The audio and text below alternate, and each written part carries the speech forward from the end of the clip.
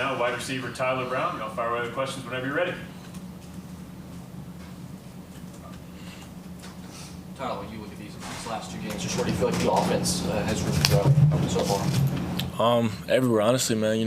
We're just taking it day by day. Going over the things that we can do better at. We definitely a lot of room to grow because we know what we have in that locker room. So, just taking it day by day, man. Just trying to get to where we can be. In terms of the starts overall, just how can this group get on the field and get points on the board quickly? Film room, man. We just got to get in that film room, adjust faster, I should say. A lot of slow starts, but got to also get in the game well as well. So I feel like we did that our last game. We're going to build onto that and try to keep things rolling. What did you learn about yourself while you had your injury last year? How has that kind of translated to stepping in at the start of the season? Just being able to lead different ways, being more vocal to my younger guys, some of the older guys too, I've become more of that vocal leader in that wide receiver room, and I've taken on that role very well, and yeah, I say that. Coach Sweeney's talked about that you guys are making plays in practice, it's just not translating to the games. Just how surprising is it for you guys yourselves playing the way you are in practice and just not showing up? Yeah, man, we just as surprised as everyone else, man. We've been killing it all camp, all practice, and we're still killing it in practice. So I don't know. We just got to make that translation. We're gonna fix it in the film room, and we're gonna come together. We're gonna get it fixed. So you talk about leadership. How do you keep everybody steady and calm when you're down 16 points to Troy? What was that like in the locker room at halftime? Yeah, we have great leadership. We great group, honestly. We just all bond really well together.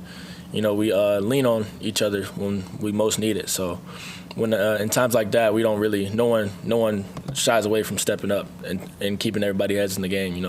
Our biggest leaders, Pew, Wade, guys like that, they step up when guys need to talk to and, handle that in that moment. So it's good for us. How good does it feel just to play, 40, 50 snaps in a game and just really get a true sense and a feel for a game after having to sit out almost all last year? It feels amazing, man. I'm just blessed and grateful for the opportunity. Those Sundays, those Sunday body feelings, I definitely don't miss those. But, I do miss it in a sense because, that means I'm back out there playing football, and I'm just grateful to be out there. You and Cade's chemistry, where do you feel like that's at, and have you been able to kind of pick it back up from that freshman year? Yeah, definitely still growing. Definitely still got room to grow, but we making plays in practice with each other and getting more throws in practice and, getting more routes on air and stuff like that. And we just growing it, just same way as freshman year. How's the receiver kind of the challenge of not having Antonio for the last game and most of the LSU game? I feel like having that next man up mindset. Of course, we miss my brother. He one of the best in the nation. I still believe that. I still stand on that, and we definitely feel that. But at the end of the day, nobody feels sorry for us, and we got to have the next man up. So everyone's preparing like they ready to go run out there first, and that's how we prepare, and that's how we go about things. So. What's been your mentality as the next man up? Just being able to fill those big shoes, man. Just controlling what I can control at the time and just embracing my opportunity and going out there and just doing my best as I can. As someone who's come back from injury, have you had any conversations with Antonio about what it's been like for him that he's been out, now that you've been kind of getting the bulk of that playing time?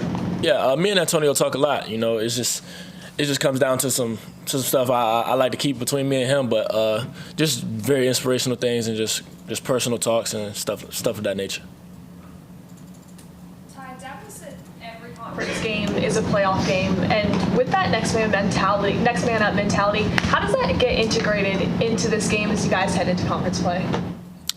Conference play is a different deal. It means something now. That first loss, not really in our conference. He likes to say games will give us wind in our back or wind in our face when we're going up that hill. And I feel like that first game, we have a lot of things we can improve on. But this ACC play, it'll definitely put wind in our face if we don't come out on top. So we prefer to get that wind behind our back and just take it up a notch and get to where we need to be.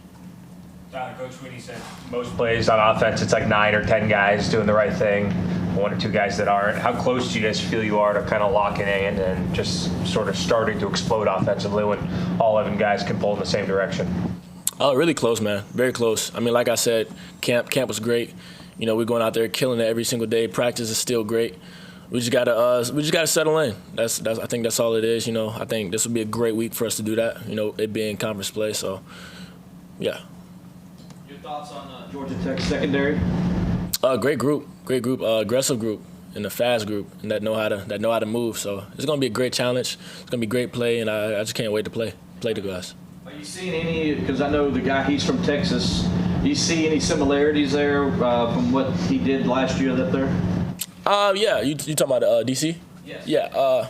I mean, definitely. We definitely got looking at some Texas film as well as Georgia Tech film. Him coming from there. You know, we did play them, so you know, we got some of those clips in. But we just taking it day by day and studying as much as we can. You're talking about settling in. How do you do that when you are in a hostile environment like at Georgia Tech this weekend? Just playing out, just living outside in. I mean, inside out. You know, can't let the outside noise affect us in any moment, whether that be fans, critics, media. We go to war with those guys in that locker room, and we take pride in living inside out and staying within our group and not letting any outside noise affect how we play, how we think, or just how we move. On Saturday, Coach Sweeney talked about you played a good first half against LSU and a good second half last week. Does the offense feel a sense of urgency heading into Georgia Tech to need to put it all together now? Yeah, obviously we gotta put it all together. Just play our game, just play the game that we know be the offense that we know we can be, and that's just gonna be our thing going forward. Just starting fast and just being consistent. So yeah, we're gonna fix some things up in the film room and practice, and go get back at it on Saturday. Anybody else for Tyler? Touching on that next man up mentality one more time, when you are in a situation that is less than ideal with Antonio going out, does that kind of force you to get out of your comfort zone a little bit and grow as a player personally and on the field? Definitely. I would definitely say I got out of my comfort zone, but like I said, we prepare. Everyone preparing to go out there first. So everyone's studying. Our scout team guys, they studying just as hard as the ones. So everyone has to be prepared because you never know what's going to happen. And we've seen that over the years with our injury history in our wide receiver room. So we've learned from that, and just everyone just staying ready has really helped us. Anybody else? All right, Tyler. Thank you, man. Appreciate you, man.